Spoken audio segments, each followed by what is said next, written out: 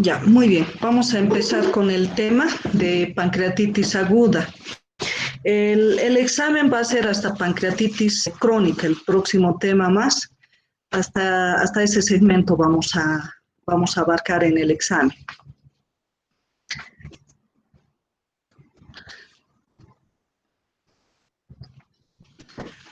Bueno, la pancreatitis aguda tiene varios componentes en la definición.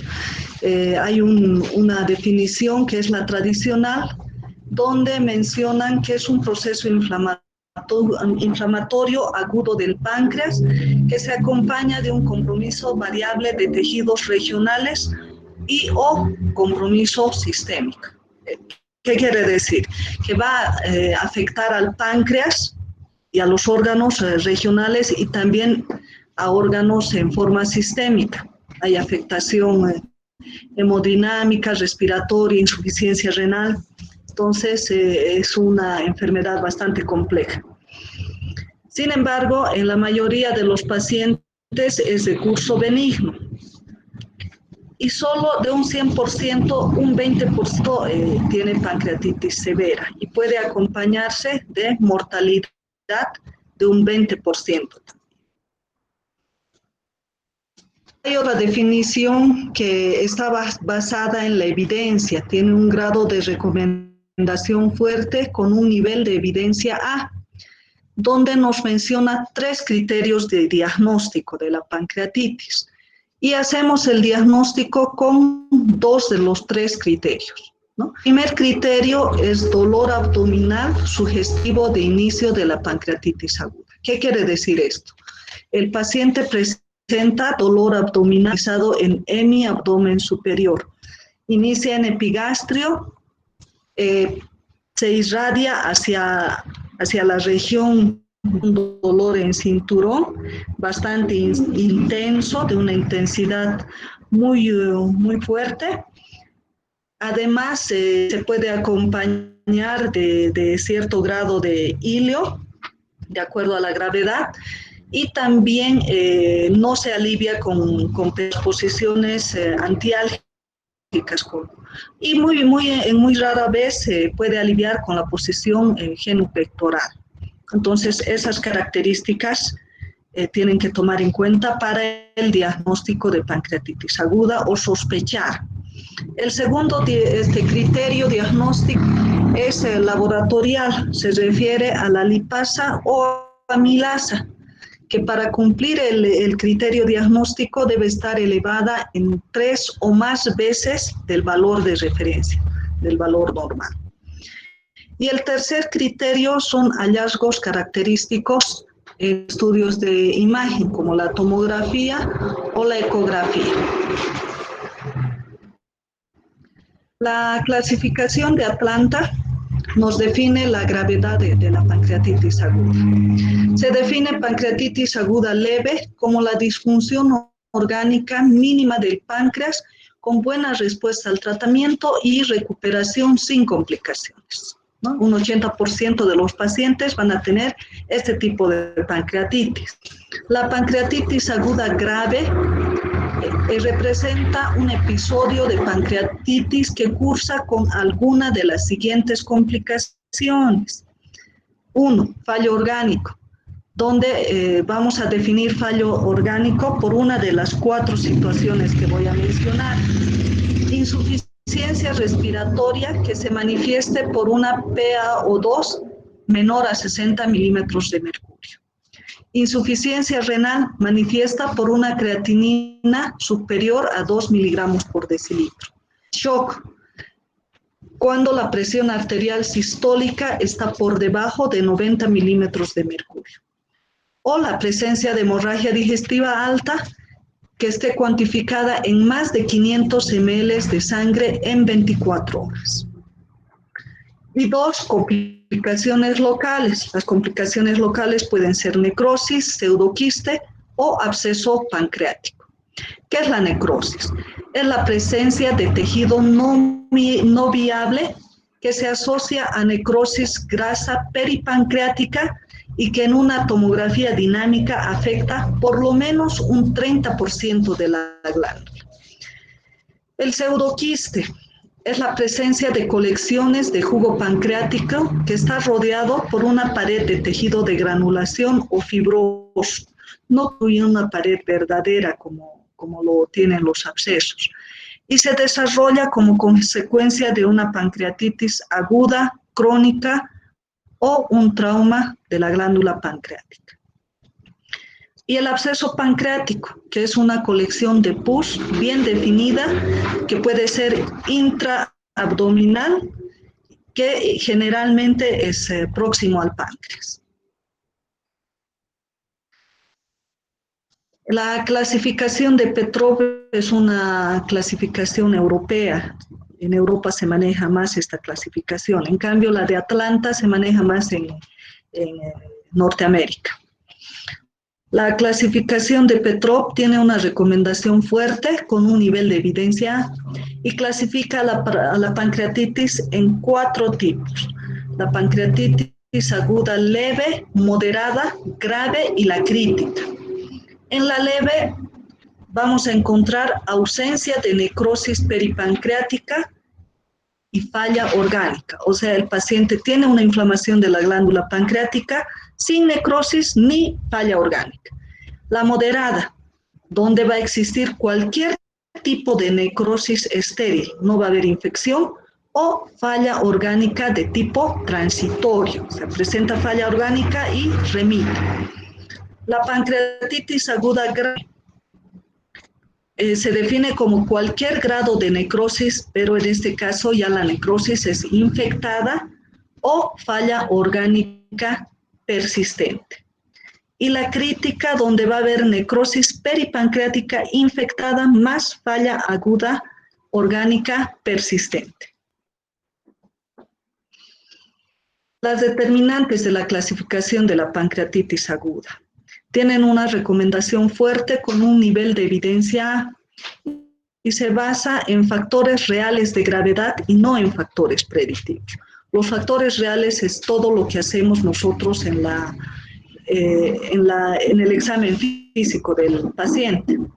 Es indispensable en la detección temprana de los marcadores de falla orgánica y los signos de alarma pancreática y define la gravedad en base a factores determinantes de la evolución.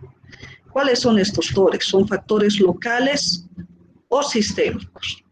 Los locales se refiere a la necrosis peripancreática y los sistémicos a la falla orgánica. Los locales se pueden establecer mediante la escala de Baltasar-Kiss en la tomografía, una tomografía contrastada. Y los sistémicos detectamos mediante el examen y también por pruebas de laboratorio. Vean el compromiso cardiovascular, renal o respiratorio. Ahora, la necrosis pancreática puede ser definida como ausente, estéril o infectada, ¿no? Mientras esté estéril, el pronóstico es a tener un mal pronóstico en el paciente.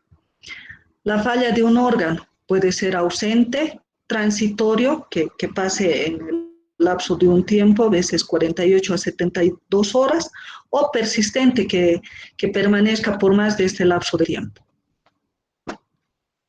La etiología. Dentro de la etiología de la pancreatitis aguda se mencionan las causas frecuentes, las ocasionales y las causas infrecuentes.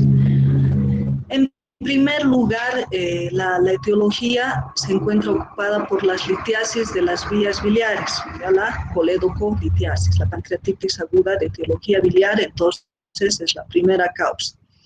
En segundo lugar está la transgresión alcohólica alimentaria. Y en tercer lugar, dentro de las frecuentes serían las idiopáticas, las microlitiasis vesiculares, alteración del metabolismo lipídico, la hipertrigliceridemia y otras causas que se mencionan. En las causas ocasionales están las hiperlipidemias, las postquirúrgicas, las inducidas por la CPRE, el trauma abdominal, la hipercalcemia, una úlcera péptica penetrante, las vacacionadas o inducidas por drogas, azatioprina, tiazidas, ácido valproico, sulfas y otros medicamentos. Estos son los más frecuentes. En las causas infrecuentes, el cáncer pancreático, los tumores periampulares, fibrosis quística y las parotiditis. También tenemos las producidas por agentes infecciosos, el HIV, el virus de la hepatitis B, y dentro de los parásitos, el Ascaris, la fasciola. Estos pueden llegar a las vías biliares y producir una obstrucción de tipo extrahepática. Y otra causa poco frecuente sería la obstrucción de la ampolla de Vater. Ahora vamos a hablar un poco de la patogenia. Vamos a hacer un recuerdo anatómico breve del páncreas. Es una glándula que está ubicada en la cavidad abdominal, retroperitoneal, ¿no? Y mide entre 12 a 15 centímetros y tiene un peso de 70 a 110 gramos. Como ustedes saben, la glándula tiene doble función, ¿no? Tiene una función endocrina y exócrina. Dentro de lo que es la función exócrina es la que va a sintetizar las enzimas de tipo proteolítica, lipolítica y amilolíticas. Las proteolíticas, la tripsina, quimiotripsina, la carboxipolipeptidasa. Las lipolíticas, la lipasa, colesterol esterasa y la fosfolipasa.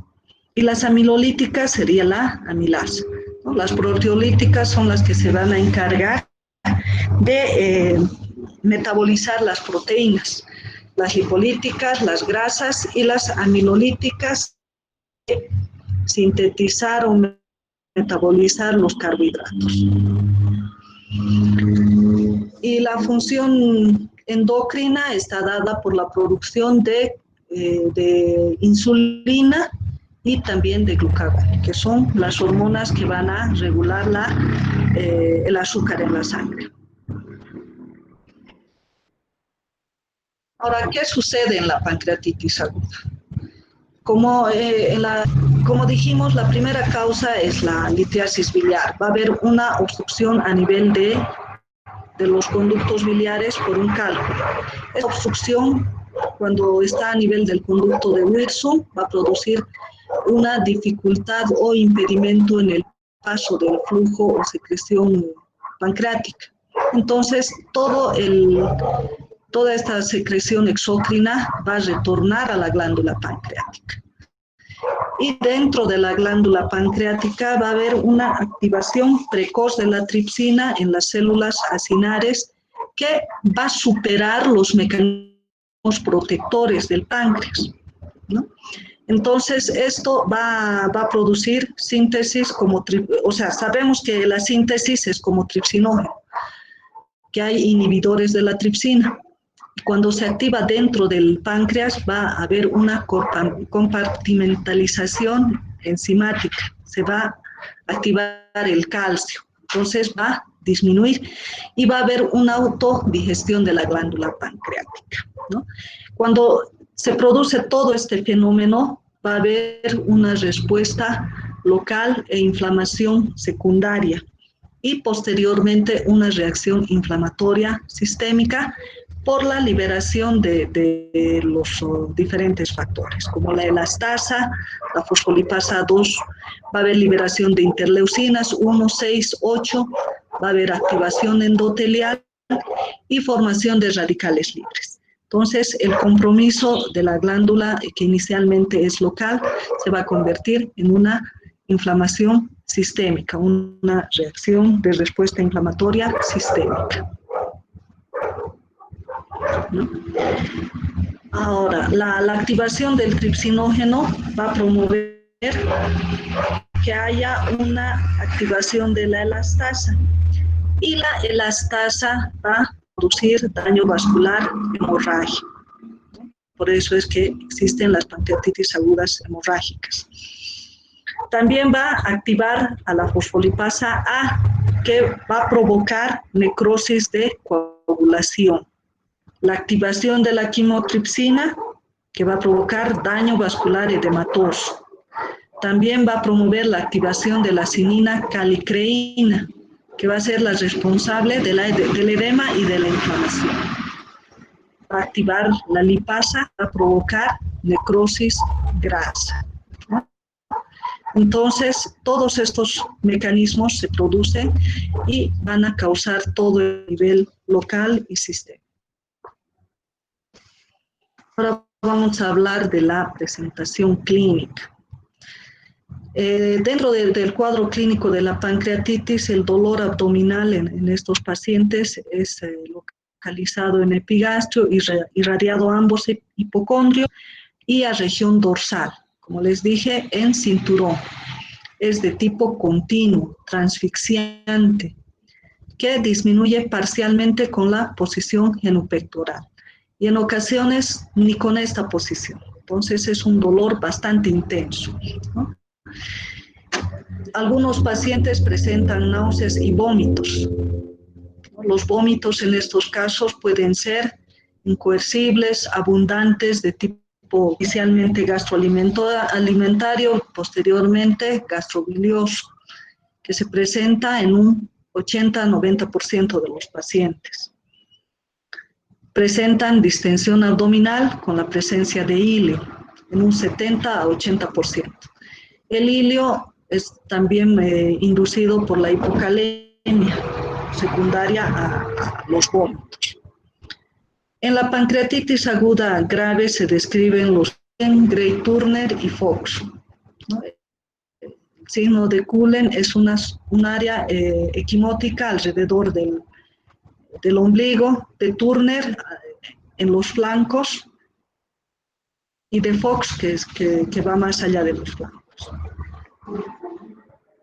En la etiología biliar, el paciente presenta ictericia, como se observa en la figura, puede haber fiebre en un 60-70% de los pacientes. En estos pacientes que tienen fiebre no deben catalogar como una causa infecciosa, ya que, como hemos mencionado, respuesta inflamatoria sistémica, donde también hay liberación de pirógenos endógenos que van a ser los responsables de producir fiebre. Entonces, durante las primeras 48 a 72 horas, no la consideramos de tipo infeccioso. Posterior a esto al paciente, y si es que persiste la fiebre, pues ya buscaremos un foco infeccioso. Manifestaciones neurológicas. Se describe la encefalopatía por el efecto de enzimas y metabolismo, donde va a haber hipocalcemia, hiperglicemia y acidosis metabólica. También se describe la retinopatía de Purcher, que se debe a la oclusión de la arteria retinal posterior. En la presentación clínica de la pancreatitis aguda tenemos dos fases. Esto se presenta en la severa, ¿no? En una primera fase, donde va a haber un síndrome de respuesta inflamatoria sistémica. Manifiesta por hipotensión arterial, taquicardia, taquimia, hipo o hipertermia, oligoanuria, insuficiencia respiratoria, falla multiorgánica y finalmente la muerte del paciente. Y en una segunda fase, después de que sobrepasó la primera, se puede presentar sepsis, complicaciones pancreáticas locales, intraabdominales, y los pacientes pueden requerir múltiples cirugías. El diagnóstico. Para hacer el diagnóstico, inicialmente nos basamos en posteriormente vamos a solicitar los exámenes complementarios. Siempre debemos solicitar hemograma, glicemia, calcio, triglicéridos, amilasa, lipasa. En algunos laboratorios tienen elastasa de polimorfonucleares, que también se puede solicitar y está elevada en estos pacientes.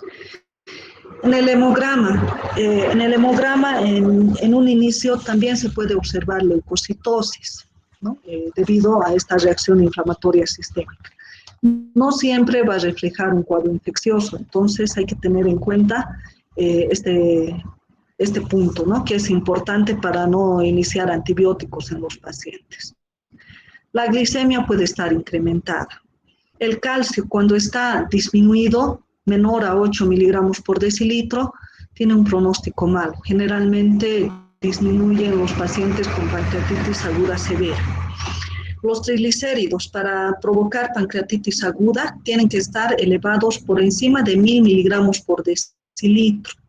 Y estas elevaciones de triglicéridos generalmente se asocia a dislipidemia de tipo 1, 4 o 5, que pueden estar asociados al inicio de una pancreatitis aguda grave.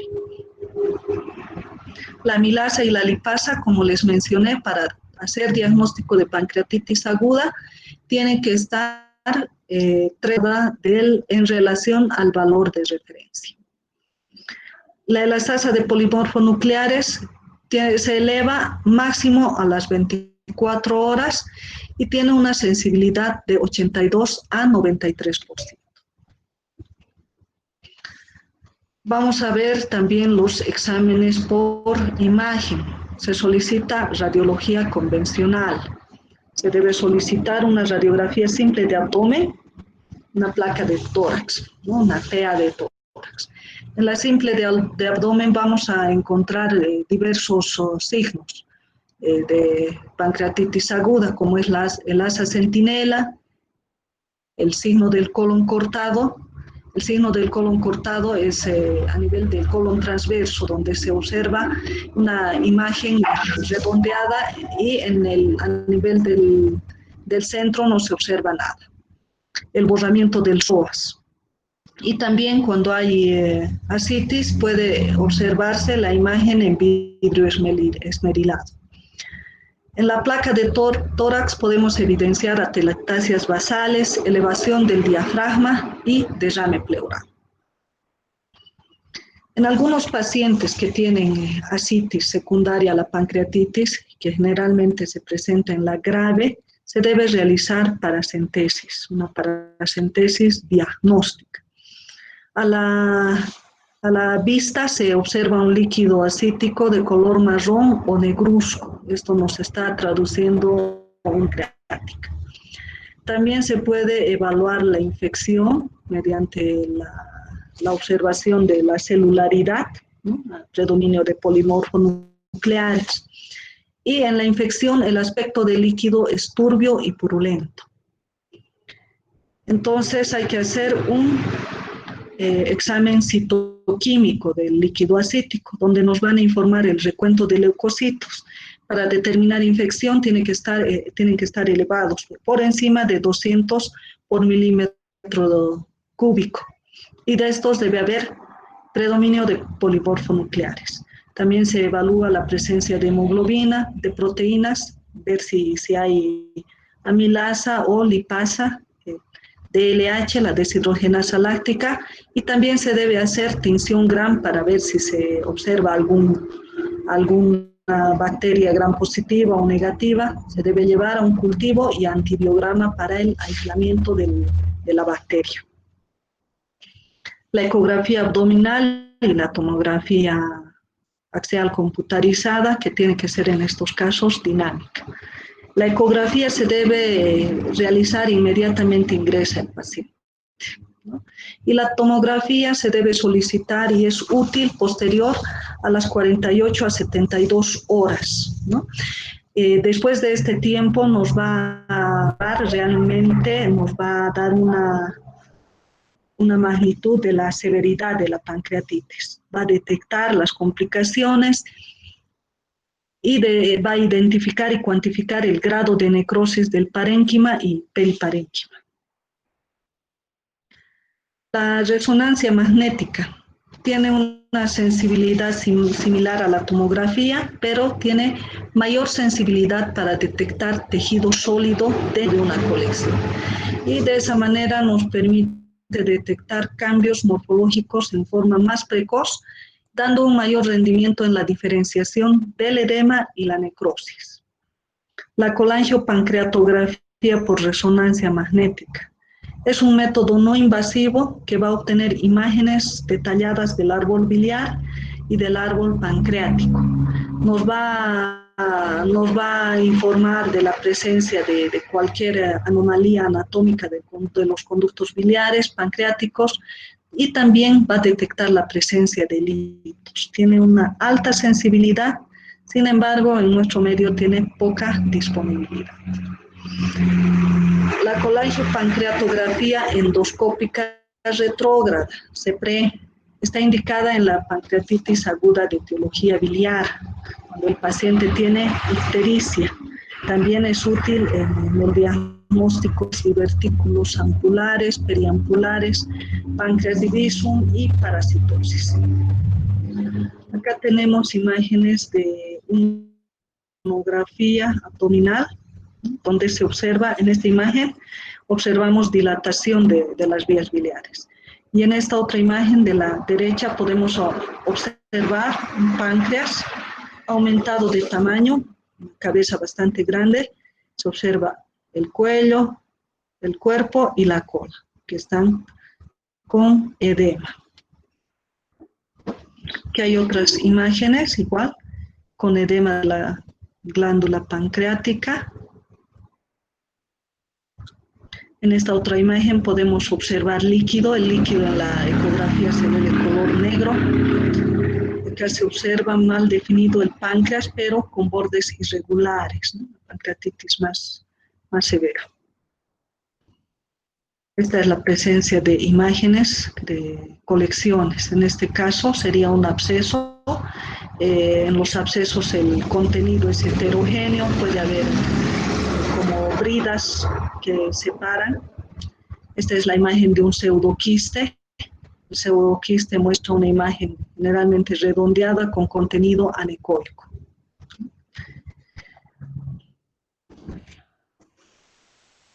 En esta ecografía estamos vía biliar que está bastante dilatada. Acá el conducto de Wirsum igual dilatado con edema de la glándula pancreática. Esta es una vesícula biliar, una colecistitis aguda, donde se observa el signo de doble pared, una área hiperecogénica rodeada por un área hipoecogénica, y la presencia de múltiples cálculos, en este caso microlitiasis. Y estos son los que finalmente producen con mayor facilidad la obstrucción de las vías biliares. La tomografía, ¿cuándo está indicada? Cuando el paciente tiene 3 o más criterios de gravedad, cuando tiene importante compromiso del estado general, cuando hay deterioro en la evolución clínica del paciente. Por eso es importante que durante estas 48, 72 horas tengamos mucho cuidado en evaluar al paciente, sus signos vitales, ver si está taquicárdico, taquipneico, si disminuye la presión arterial o la presencia de fiebre. Entonces, en esos casos ya vamos a solicitar una tomografía. Tiene una sensibilidad de 87% y para detectar necrosis su sensibilidad es mayor al 90%, pero tiene que ser contrastada. Tomográficamente tenemos la clasificación de Baltasar, que también nos da los grados de necrosis de Kivisari y el índice de severidad de la pancreatitis aguda. Y se clasifica en Baltasar A, B, C, D y E, ¿no? El A corresponde a un páncreas de tamaño normal. El B corresponde a un páncreas aumentado de tamaño. En el grado C vamos a tener un páncreas con rarefacción de la grasa peripancreática. En el D ya tenemos la presencia de una colección y en el grado E tenemos más de una colección a nivel del páncreas o peripancreática. Y se va a dar un puntaje: A0, B1, C2, D3 y E4, ¿no? Y según el porcentaje de necrosis, vamos a tener necrosis, sin necrosis 0 puntos, de 0 a 30% le asignamos 2 puntos, de 30 a 50% asignamos 4 puntos y mayor a 50% asignamos 6 puntos. Y de ahí evaluamos la gravedad que tiene el paciente. Esta es una imagen tomográfica donde se observa necrosis de la pancreática, ¿no? Se ve un área hipodensa y una inflamación difusa con bordes irregulares. Es el ejemplo de una pancreatitis aguda leve. A la tomografía se ve aumento de volumen del páncreas, sin embargo no hay colecciones, no hay líquido peripancreático, igual acá. Este es el ejemplo de una moderada. Aquí se puede observar derrame pleural, ascitis y un páncreas que tiene un aumento de volumen grande, desflecado. Este es un páncreas donde tiene áreas de necrosis. Todas esas imágenes hipodensas son necrosis. Ya correspondería a una pancreatitis severa. Y aquí peor, la necrosis es extensa, abarca más de un 50% de la glándula. Los ejemplos, aquí área de necrosis, acá se observa la vesícula. Esta es área de necrosis extensa, más del 50%. Se ve como imagen hipodensa. Y puede haber también ascitis, la vesícula biliar, el hígado, el vaso. Ahora vamos a hablar un poco sobre la evolución y el pronóstico. Como les había mencionado, un 80% van a tener un curso leve, sin complicaciones y una recuperación rápida, con una mortalidad de 0 a 3%, una mortalidad baja. El 20% restante sigue un curso severo, haciendo una pancreatitis aguda grave, con complicaciones. Estos pacientes generalmente requieren internación en unidades de terapia intensiva y la mortalidad de estos pacientes asciende a un 20%. En estos casos, en pacientes con pancreatitis aguda grave, va a ser importante establecer los criterios de gravedad pronóstica. Y estos se miden con sistemas pronósticos multifactoriales que les voy a mencionar, ¿no? Tenemos la escala multifactorial de Ranson, que se mide al ingreso que nos reciba el paciente y a las 48 horas de ingresado el paciente. Y se define si la pancreatitis es de etiología alcohólica y biliar. De acuerdo a eso, se le va asignando un puntaje, ¿no? Aquí en la alcohólica mayor a 55 años, en la biliar mayor a 79 años, la presencia de leucocitosis mayor a 16.000, en la biliar mayor a 18.000, glucemia mayor a 200, igual en la biliar, la deshidrogenasa láctica mayor a 350, en la biliar mayor a 400, la AST que esté superior a 250 en ambos casos, y se asigna un punto a cada uno.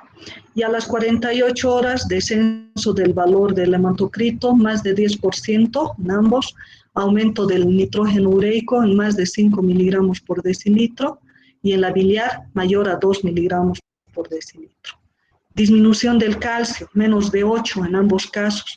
La PaO2 que esté disminuida menos de 60 milímetros de mercurio, el déficit de base y el secuestro estimado de líquidos, mayor a 6 litros o mayor a 4 litros en la gravedad.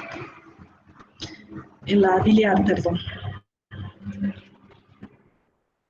La escala de BISAP, el sistema de BISAP, nos va a evaluar el BUM, que esté por encima de 25 miligramos por decilitro, la alteración de la conciencia, la presencia de criterios de síndrome de respuesta inflamatoria, una edad mayor a 60 años y la presencia de derrame pleural en la radiografía de tórax. Esta es otra escala, el score de Apache 2, que va a medir múltiples parámetros. Estos generalmente se manejan en terapia intensiva y se va registrando y se le asigna un puntaje y se suman el score y se asigna una puntuación y nos determina si es grave y el pronóstico del paciente. Ahora, dentro de los marcadores biológicos de evaluación pronóstica, tenemos la elastasa de polimorfonucleares, el PCR y la interleucina 6. Todos estos, si están muy elevados, pues tienen mal pronóstico. El síndrome de respuesta inflamatoria sistémica. Vamos a definir con la presencia de 2 o más de estos criterios. Frecuencia cardíaca mayor a 90 latidos por minuto, temperatura mayor a 38 o menor a 36 grados centígrados, la frecuencia respiratoria mayor a 20 respiraciones por minuto o la PaCO2 menor a 32 milímetros de mercurio. La presencia de leucocitosis mayor a 12.000 o leucopenia menor a 4.000 por milímetro cúbico o la presencia de más de 10% de formas inmaduras en un recuento leucocitario. El diagnóstico diferencial se realiza con todo proceso abdominal agudo, que puede tener o no shock, como la colecistitis aguda, úlcera perforada, la colerocolitiasis, trombosis mesentérica, obstrucción intestinal aguda, apendicitis aguda, enfermedad diverticular del colon, embarazo tubárico roto, aneurisma de aorta disecante, ruptura esplénica, litiasis reno-ureteral, infarto de miocardio, vasculitis, angeitis, cetoacidosis diabética también, neumonía y pleuresía aguda. Entonces, puede confundirse con cualquiera. Las complicaciones sistémicas y locales. Las sistémicas, el shock, falla cardíaca, insuficiencia respiratoria, renal, hiperglicemia, hipocalcemia, coagulación intravascular diseminada, hemorragia digestiva y disfunción multisistémica. Y las locales, que pueden ser precoces o tardías. En las precoces, las colecciones líquidas pancreáticas o extrapancreáticas, la necrosis pancreática o extrapancreática. Y las tardías, que sería el pseudoquiste, que se da en 8 a 10% de los pacientes, el absceso y la ascitis. Tratamiento. En el tratamiento se debe tener las guías de tratamiento, ¿no? Donde vamos a tener un manejo multidisciplinario, donde interviene el radiólogo intervencionista, el endoscopista, el internista, el gastroenterólogo, el cirujano y el intensivista. Sobre todo se hace este manejo multisistémico en pacientes con pancreatitis aguda grave.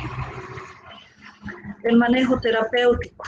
En los últimos años ha cambiado debido a que hay una mejor comprensión en la fisiopatología, debido a que contamos con un mejor arsenal terapéutico y endoscópico. Cada vez se van innovando nuevas técnicas endoscópicas y terapéuticas, avances en el soporte nutricional. En este aspecto también se ha avanzado bastante, se han hecho múltiples estudios y de ellos se han sacado conclusiones. Avance en las técnicas de reemplazo y depuración extrarrenal y estudios clínicos mejor elaborados, ¿no? Donde se hace incluso metaanálisis, estudios multicéntricos, y de estos se sacan conclusiones que se basan en la evidencia, y de ahí que se dan nuevos lineamientos en el tratamiento. ¿Qué se recomienda? Como medidas generales, todo paciente con pancreatitis aguda debe ser internado, ¿no? Aguda leve, moderada, va a una sala general. Y si es grave o crítica, va a ir a una sala de terapia intensiva. Desde el inicio, en el momento que nosotros recibimos al paciente, debemos canalizar una vía e iniciar la hidratación con soluciones intravenosas cristaloides. En estos casos está indicado el Ringer lactato. Se debe utilizar a razón de 250 a 300 ml por hora en las primeras 48 horas. el uso de analgésicos. Las medidas ineficaces y que su uso rutinario no está recomendado, tiene un grado de recomendación 3, sería la descompresión nasogástrica, antagonistas de receptor H2, anticolinérgicos, glucagón, plasma fresco congelado y lavado peritoneal. Estas medidas se realizaban antes de estos estudios y se ha demostrado que son ineficaces. Por eso su uso rutinario no debe estar dentro del manejo terapéutico. La reposición de la volemia tiene una recomendación fuerte con un nivel de evidencia C. Se recomienda administrar precozmente fluidos durante las primeras 72 horas y en las primeras 24 horas. Se debe realizar una administración progresiva, controlada y monitorizada. No debemos sobrecargar al paciente, debemos evaluar las constantes vitales. Está indicado las soluciones cristaloides, el Ringer lactato, ¿no? Es el de elección. Se monitoriza al paciente mediante la presión venosa central, el PICAP, y se debe lograr una presión arterial media mayor o igual a 65 milímetros de mercurio. Si llegamos a esta presión, ya podemos tener una dosis y mantenimiento de las soluciones. La analgesia es otro punto muy importante en el manejo de la pancreatitis aguda. Tenemos que aprender a manejar el dolor en estos pacientes. Si no le calmamos el dolor, el paciente puede complicarse más, inclusive por la intensidad del dolor pueden presentar shock neurogénico, ¿no? Entonces, el manejo del dolor tiene una recomendación fuerte con un nivel de evidencia C. Se debe utilizar analgésicos no esteroideos del tipo del diclofenaco o ketoprofeno. También pueden utilizar el metamizol, la dipirona, ¿no? Esto se utiliza en el inicio. Si el paciente no calma el dolor con estos, pues podemos recomendar la meperidina. La meperidina debemos utilizar en dosis decimales. ¿Qué quiere decir? Que viene una ampollita de 10 miligramos, la ampolla tiene 2 ml. Se debe diluir con 8 ml de solución fisiológica o agua destilada, y de esos 10 ml se va colocando y ascendiendo la dosis. Inicialmente se puede utilizar 2, si calma con eso, se mantiene con esa dosis. Si no calma, se va incrementando, 2, 4, 8 o lo que requiera el paciente. No se recomienda la morfina, ya que la morfina nos va a provocar espasmo del esfínter de Oddi y va a empeorar el síndrome colestásico que ya tiene el paciente con pancreatitis de etiología biliar. En pacientes con dolor incontrolable se puede utilizar bloqueo locorregional con catéter. Esto lo realizan los anestesiólogos. El fentanilo se utiliza en aquellos pacientes que requieren grandes dosis de meperidina. También se debe utilizar en conjunto con el anestesiólogo. Alimentación. Antes se promovía un ayuno prolongado para promover el reposo pancreático de forma universal. Este concepto continúa siendo teórico, ¿no? El hecho de que pueda acelerar la recuperación de la pancreatitis. No existen estudios que nos demuestren esta afirmación. Sin embargo, la evidencia nos demuestra que un ayuno prolongado se asocia a mayor índice de necrosis infectada y fallo multiorgánico. Se dice que hay una disbacteriosis, va a haber mayor formación de bacterias a nivel del intestino, y estas van a ser las causales de una necrosis infectada. Entonces, la evidencia nos está demostrando esto, entonces no debemos promover el ayuno prolongado en estos pacientes. Lo ideal es comenzar la administración de alimentos por vía oral durante las primeras 48 a 72 horas, ¿no? Después de que se ha iniciado el cuadro.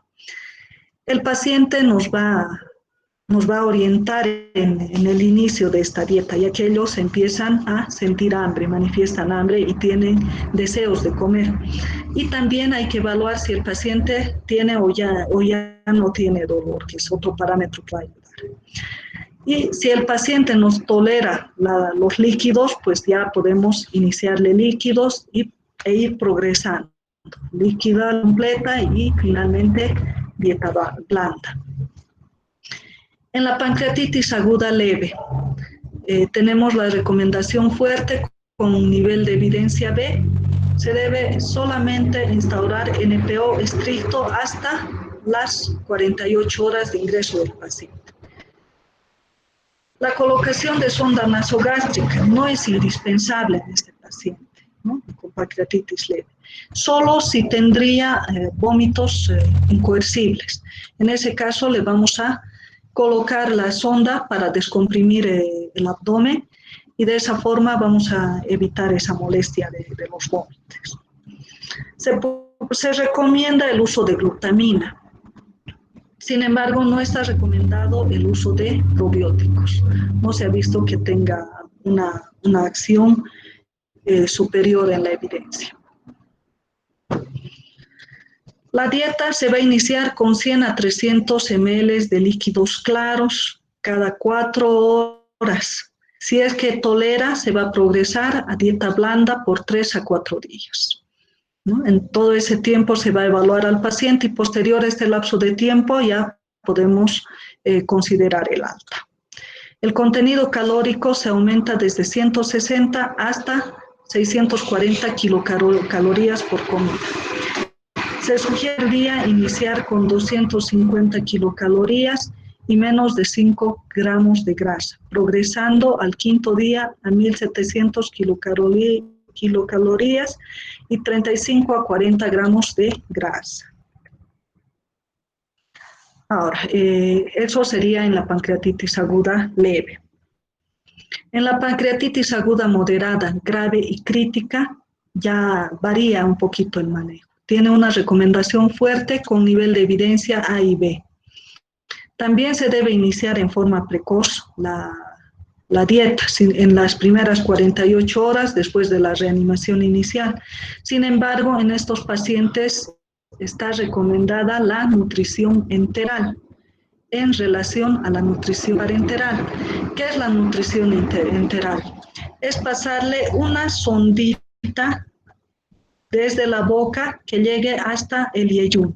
Estas son las asas yeyunales, ¿no? Entonces, mediante esta sonda se va a administrar el aporte necesario en cuanto a nutrientes al paciente, ¿no? No le iniciamos la vía oral directamente. La nutrición enteral no estimula la función del páncreas y es bien tolerada en pacientes que tienen ilio, inclusive, ¿no?, que no está funcionando bien el intestino delgado.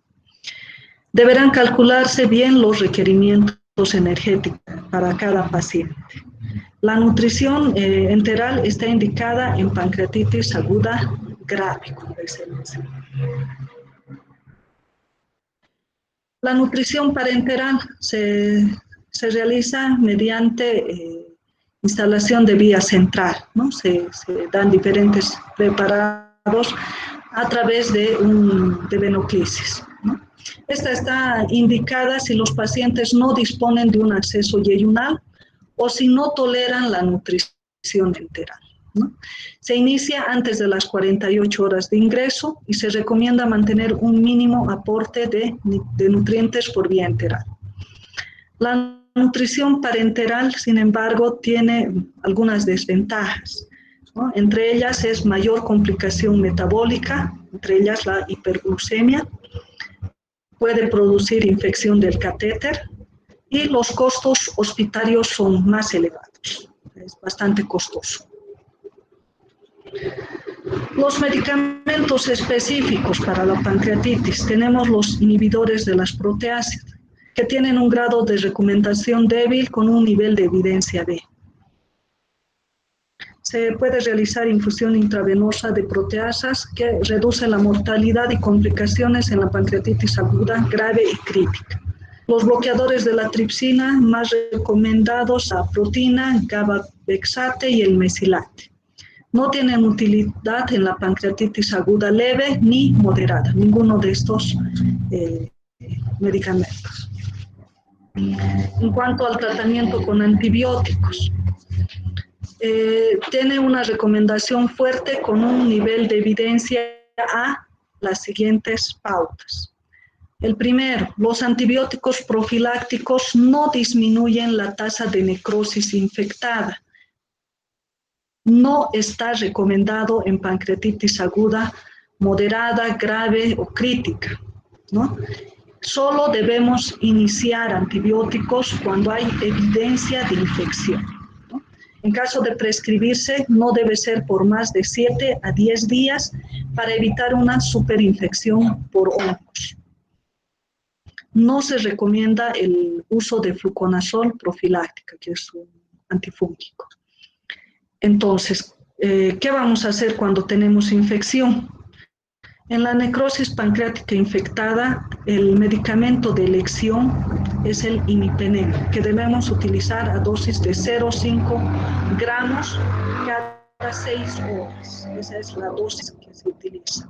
También se puede utilizar el meropenem, a dosis de 0,5 cada 8 horas, o el carbapenem durante 12 días, cuando la evidencia demuestra infección. Otros antibióticos que podemos utilizar son las cefalosporinas de tercera generación.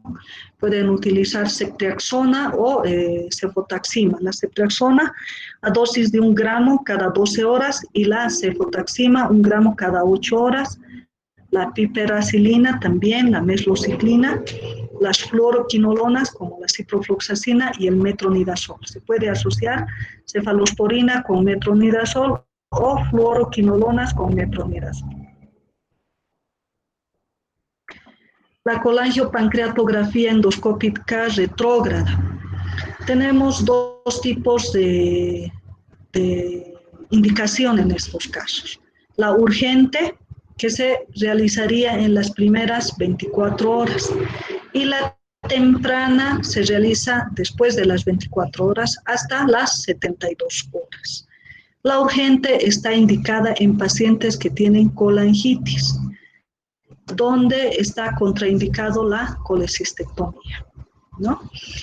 La CEPRE temprana se indica ante la sospecha de litiasis de vías biliares. ¿Cómo vamos a definir obstrucción de la vía biliar? Con la determinación de bilirrubina mayor a 2.3 miligramos por decilitro, colédoco dilatado, más de 8 milímetros, los criterios de Acosta que serían clínicos, dolor intenso persistente, aspirado gástrico libre de bilis y concentraciones de bilirrubina persistentemente elevados o en aumento. El tratamiento quirúrgico se dice que puede ser temprano o tardío. Temprano en las primeras 6 semanas, posterior al inicio de la pancreatitis aguda. Y tardía después de 8 a 12 semanas. La prevención secundaria, ¿a qué se refiere este punto? Se debe, todo paciente con pancreatitis aguda biliar debe realizarse colecistectomía después de que ceda la inflamación pancreática, ¿no? La pancreatitis aguda puede recurrir hasta en un 25 a 30% dentro de las primeras 6 a 18 semanas. Entonces, lo ideal es que nuestros pacientes se sometan a colecistectomía después de las 6 semanas de iniciado el proceso inflamatorio del páncreas. En la pancreatitis aguda leve, la colecistectomía laparoscópica con colangiografía intraoperatoria. Si es que se evidencian litos, se debe realizar CPRE postoperatoria para resolver el cuadro de litiasis de las vías biliares. Líquidas o pseudoquistes, se debe indicar una colecistectomía tardía para dar tiempo a que el pseudoquiste se absorba o se resuelva. Y si es que este persiste o aumenta de tamaño, pueda operarse. ¿no? Se hace la quistectomía, la pseudoquistectomía y la colecistectomía. En necrosis infectada, la cirugía se suspende mínimamente 3 semanas para evitar la contaminación. Cuando hay infección, se debe realizar necrosectomía temprana, sería las 48 a 72 horas, y tardía 12 horas o 12 días después del inicio. Está indicada en infección de necrosis pancreática. La necrosis infectada se va a observar con la presencia de gas dentro de la colección pancreática o por una aspiración con aguja fina dirigida por ultrasonografía o por tomografía. Esto ya es radiología intervencionista. Y en estos casos se va a preferir la cirugía tardía. Eso sería en cuanto al tema de hoy, pancreatitis aguda. Si tienen alguna duda.